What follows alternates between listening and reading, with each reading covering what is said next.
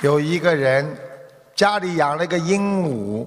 鹦鹉大家知道都会学舌的，都会学人家讲话的，很可爱。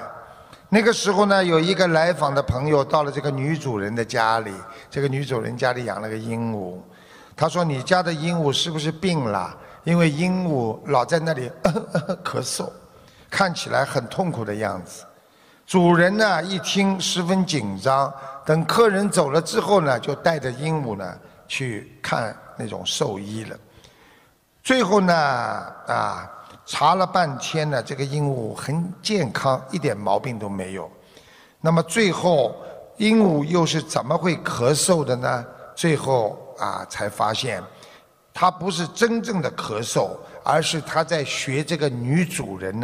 抽烟抽得很凶的时候，他的那种咳嗽声。我知道你们现在鼓掌，待会儿要我多讲几个笑话。学佛人应该知道，我们现在有很多人，当出现在生活当中有矛盾或者问题的时候，他们总是把目光先盯在别人的身上，就像刚才那个女主人一样，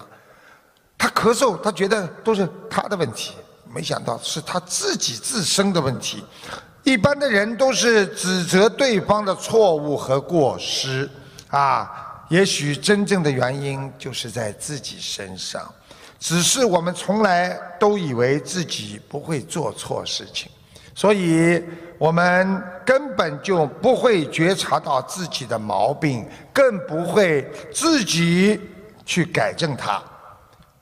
中华传统文化当中讲到，己不正焉能正人，所以修心必须要自修，然后才能度人。在家中的行为举止直接影响到你的孩子，如果爸爸妈妈像菩萨，孩子一定是个小菩萨。所以要像菩萨，你才能让别人跟着你修。所以奉劝所有出去度别人的人都要懂得一个道理，我们要度别人，自己首先要像个菩萨。在家里要想让先生跟你学，你要先像菩萨，先生才会感动。榜样的力量那是无穷的。